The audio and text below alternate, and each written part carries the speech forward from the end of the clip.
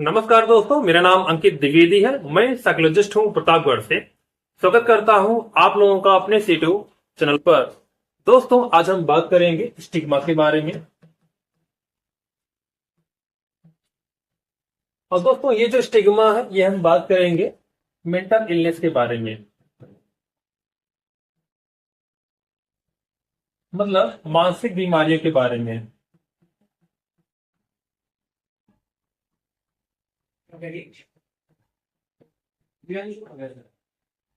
मानसिक बीमारी के बारे में दोस्तों, जो मैंने देखा है रियल लाइफ में, कई बार ऐसा होता है अगर किसी को डिप्रेशन हो रखा होता है तो बहुत सारे लोग उसे ये बताते हैं भाई आपको डिप्रेशन नहीं है, आपको डिप्रेशन का आपको डी तक नहीं हुआ है। उनका मानना ये होता है अगर हम उसे बता दें कि आपको डिप्रेशन हुआ है, वो व्यक्ति क्या हो जाएगा, और ज्यादा परेशान हो जाएगा और ज्यादा चिंतित हो जाएगा। तो दोस्तों, यहाँ पर आपको उस पेशेंट से छिपाना नहीं है कि आपको मानसिक बीमारियां हैं, बल्कि आप उसे ये बता सकते हैं कि बीमारियां दो ही होती हैं। और वो दो बीमारियां क्या होती हैं? पहली होती है शारीरिक बीमारी, फिजिकल इलनेस, और दूसरी होती है मानसिक बीमारी। और ये बीमारी किसी को भी हो सकती है।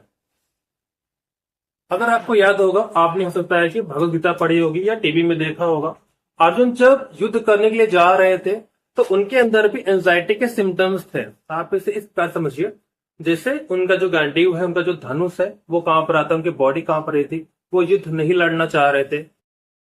ये कहते हैं वो ये एक एंजाइटी का सिम्टम्स है कि हम युद्ध नहीं करना चाह रहे।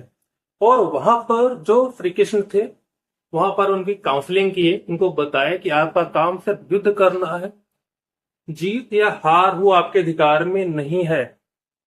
आप सपोज इस प्रकार से समझिए, जैसे अगर आप ये चाहें कि हम जीत जाएंगे और आप हार जाएं, फिर क्या होगा, आपको बहुत गिल्ट फीलिंग होगा क्योंकि आपने एक प्रतिशत बनाया था कि हम जीत जाएंगे और आप हार गए।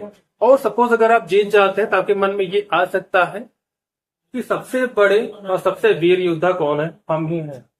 तो आपका काम क्या है, आपका काम सिर्फ युद्ध करना है। ये उनके क्या किए थे, उनकी काउंसलिंग किए थे ताकि वो क्या है, वो अपना काम कर सके, उसके आउटकम के बारे में ना सोचे। यही नहीं, आप भगवान बुद्ध को ले लीजिए। जब उन्होंने चार चीज को देखा, तो चार चीज को देखे तो क्या है, उनके मन में बहुत ज्यादा निराशा आई।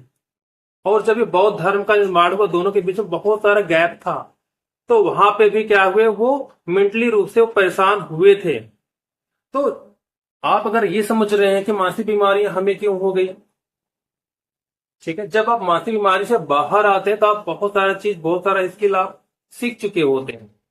तो यहाँ पर मेरा बताने का मतलब ये था कि जो डिप्रेशन है, एंजाइटी है, मतलब जो मानसिक बीमारियां हैं, वो किसी को भी हो सकती हैं। किसी को शारीरिक बीमारी होती है, किसी को मानसिक बीमारी होती है, और आप दोनों से बाहर आ सकते हैं। सपोज आप ऐसा समझिए, जैसे कोई व्यक्ति है, रोड पे जा रहा है, एक्सीडेंट होगा, उसका एक पैर चला गया, तो क्या है, वो एक पैर से जी सकेगा, चल सकेगा, एक हाथ नहीं है, फिर भी वो रह सकेगा। लेकिन अगर कोई मानसिक रूप से बीमार है तो क्या होगा, उसे वो हैप्पीनेस नहीं मिलेगी, उसे वो खुशी नहीं मिलेगी जिससे वो अपना जिंदगी बहुत अच्छे से जी सके। तो वहां पर उसके हाथ पैर तो वापस नहीं आ सकते। लेकिन अगर आप चाहें, आप इलाज लेके आप मानसिक बीमारी से आप बाहर आ सकते हैं। जो एक आंकड़ा बताता है,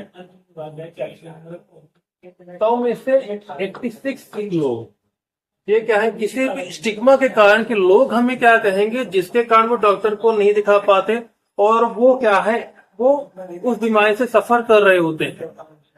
मैंने कई बार विजिट किया, कई बार देखा है, जो बीमारी होती है सिजोफ्रेनिया। सिजोफ्रेनिया में जैसे आपने देखा होगा, रास्ते पे चलते हुए कोई व्यक्ति है, वो अपने आप से बातें कर रहा है या किसी को गाली दे रहा। क्यों देता है? क्योंकि उसे कानों में आवाजें आती है, उसे कुछ चीज सुनाई देता है, दिखाई देता है। अगर किसी के घर में किसी को सिजोफ्रेनिया, जाहिर सी बात है उनको इनसाइट है, वो खत्म हो जाता है, उसे अपने बारे में जानकारी नहीं होती, उसका जो कपड़ा होता है वो भी इन्वायरमेंट के अकॉर्डिंग नहीं होता। आपने रास्तों में देखा होगा, मान लीजिए गर्मी का मौसम है, कोई व्यक्ति सर्दी कपड़े पहन के चल रहा है, कोई व्यक्ति बिना कपड़े के जा रहा है, क्योंकि इसका जो इनसाइट है वो तो है ही नहीं। जब इनसाइट नहीं होगा, उसके बारे में अपने बारे में पता नहीं होगा, जाहिर सी बात कैसे भी जा सकता है। तो लोग क्या करते हैं, लोग उसे अपने हिसाब से कुछ दे सकते हैं कपड़े पहनने के लिए, ले भाई तू पहन ले, तो हो सकता है फेंक दे, तो आप उनसे गुस्सा हो जाएं या लोग उनसे गुस्सा हो जाएं। या जब कानों में आवाजें आती हैं तो बार बार वो रिप्लाई करते हैं, उसका जवाब दे रहे होते हैं, तो जिनके घर में इस प्रकार के पेशेंट होते हैं बार बार परेशान होकर उन्हें डांटने लगते हैं, जिसका प्रभाव उनके ऊपर बैड इफेक्ट पड़ता है। तो आप इसे समझें कि हाँ, ये जो मानसिक बीमारियां होती हैं वो लोगों की जो लाइफ है किस हद तक वो खराब कर देती है, किस हद तक वो बर्बाद कर देती है। तो वहां पर इसका एक ही इलाज होता है कि आप उसे डॉक्टर को दिखाएं, आप उसे किसे दिखाएंगे, आप उसे साइकोलॉजिस्ट को दिखाएं।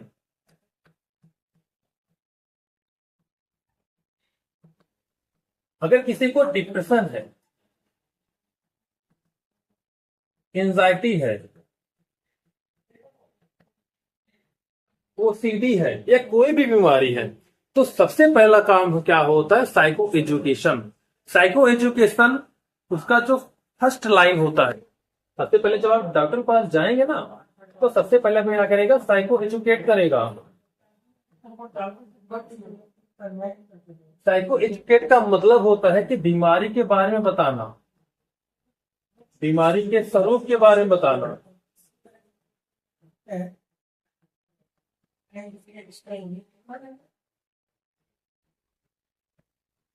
अगर आपको सपोज डिप्रेशन हो रखा है तो आपको डिप्रेशन के बारे में बताएगा, उसके सिम्टम्स के बारे में बताएगा, आपके बारे में बताएगा कि आपको डिप्रेशन हुआ है, उसके ये सिम्टम्स है, ताकि आप उस चीज को भली प्रकार से आप उसे समझ सकें। अगर वो आपको ये बता दे रहे आपको डिप्रेशन नहीं हुआ है, आपकी जो हॉबीज है, मान लीजिए आपको खेलना पसंद है, कह रहा है कि आप जाओ खेलो, आपको पेंटिंग पसंद है, आपसे ये कहे जाओ पेंटिंग करो, नॉर्मली यही होता है। बहुत सारे लोग ये समझते हैं, अगर किसी को डिप्रेशन हो रखा होता है, ये कहते हैं कि आपकी हॉबी क्या है।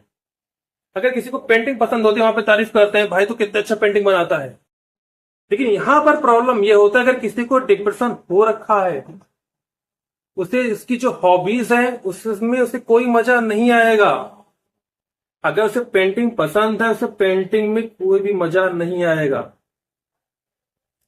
सबसे पहले क्या होता है, वो आपको ब्रीफ करेगा, आपकी हिस्ट्री लेगा, वहां पे रूट कॉज फाइंड आउट करेगा, इसका रूट कॉज क्या है। रूट कॉज फाइंड आउट करने के बाद उसके बाद वो थेरेपी देखेगा कि यहाँ पे हम कौन सी थेरेपी यूज कर सकते हैं, और उसके कई सेशन चलते हैं। ऐसा नहीं कि आपको कोई चीज बता दिया, आपने अप्लाई कर लिया और आप डिप्रेशन से बाहर आ गए। कई बार ये भी देखा जाएगा कि आपकी जो डिप्रेशन है वो माइल्ड लेवल पे है, मॉडरेट लेवल पे है, सीवियर लेवल पे है। अगर आप सीवियर लेवल पे हैं तो वहां पे आपकी मेडिकेशन भी चलेंगी। जब मेडिकेशन चलेंगी, आप थोड़ा मॉडरेट या माइल्ड लेवल पे आएंगे, फिर वहां पे आपकी काउंसलिंग होगी, जिसे बहुत सारे लोग साइकोथेरेपी बोलते हैं और बहुत सारे लोग साइकोथेरेपी काउंसलिंग बोलते हैं। बट काउंसलिंग और साइकोथेरेपी दोनों अलग अलग चीजें हैं। काउंसलिंग में क्या होगा, आपको मोटिवेट किया जाता है, कि बताया जाता है, इसमें आप एक डिसीजन ले सके। बट साइकोथेरेपी में क्या होता है, एक अप्रोच फॉलो किया जाता है, जैसे सीबीटी हो गया, ईआरपी हो गया, वो चीजें आपके ऊपर अप्लाई की जाती है। और अगर आप दोनों का कॉम्बिनेशन यूज करते हैं, जैसे आप दवा ले रहे हैं, ठीक है, इसका रोल क्या होगा, 50% होगा। और दूसरा, जैसे मैंने आपको बताया, साइकोथेरेपी काउंसलिंग बोलते हैं, इसका रोल 50% होगा। तो यहां पर अगर आप ट्रीटमेंट लेंगे तो आप बहुत जल्द बाहर आ सकते हैं। आप किसी ऐसे काउंसलर पास ना चाहिए, किसी ऐसे साइकोलॉजिस्ट पास ना चाहिए जो आपसे आपकी बीमारी को छिपाए कि आपको ये बीमारी हुई ही नहीं है। सपोज जैसे मान लीजिए आपको चोट लगी, कोई ये कहे कि आपके पैर में चोट लगी नहीं, आप वहां पे दवा कैसे लगाएंगे, दवा क्यों लगाएंगे बताइए। जब मान लीजिए आपका एक्सीडेंट हुआ, आपके पैर में फ्रैक्चर हो गया, डॉक्टर ये कहे कि आपके पैर में फ्रैक्चर हुआ नहीं है, तो फिर क्या होगा आपका, आप डॉक्टर को नहीं दिखाएंगे, आप डॉक्टर पास दोबारा विजिट नहीं करेंगे, और वो प्रॉब्लम क्या होगी, बढ़ती चली जाएगी। तो डॉक्टर का पहला काम क्या होता है, एक्सरे कराते हैं, आपको दिखाते हैं कि हाँ आपकी जो हड्डियां हैं उसमें प्रॉब्लम आई है, उसमें फ्रैक्चर हुआ है, यहाँ पे प्लास्टर लगेगा, दवा चलेगी, और आप 2-3 महीने में आप बिल्कुल ठीक हो जाएंगे। तो उसी प्रकार जब आप किसी अच्छे प्रोफेशनल को दिखाते हैं, जो कि आपको आपकी बीमारी के बारे में बताता है कि आपको ये बीमारी हो रखी है, रूट कॉज फाइंड करता है कि बीमारी का जन्म कब हुआ, किस कारण से हुआ, फिर आपके कॉग्निटिव डिस्टॉर्शन को पहचानना, कि आपकी सोच क्या है और फिर उस विचार पर काम करना। आपको होमवर्क भी मिलेगा। इस प्रकार से क्या होगा, अगर आप ट्रीटमेंट लेंगे तो क्या होगा, बहुत जल्द आप मानसिक बीमारी से बाहर आ जाएंगे। आई होप दोस्तों आप समझ पाए होंगे। इस वीडियो का मकसद सिर्फ इतना है कि आप डॉक्टर को दिखाएं।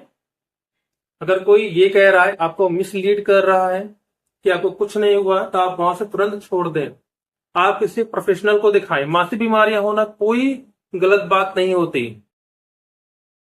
दो बीमारियां होती हैं, शारीरिक बीमारी, मानसिक बीमारी। और मानसिक बीमारी से आप बाहर आ जाएंगे, आपका बॉडी तो बिल्कुल ठीक है।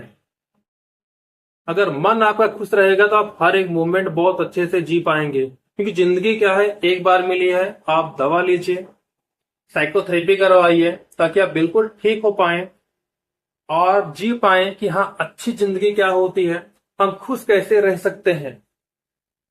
और ये प्रॉब्लम किसी के साथ भी हो सकती है। जैसे कोई कपल है तो वहां पे प्रॉब्लम आ सकती है, रिश्तों में प्रॉब्लम है तो आप वहां पर आप साइको थेरेपी ले सकते हैं, आप कपल काउंसलिंग ले सकते हैं, आप मैरिज काउंसलिंग ले सकते हैं।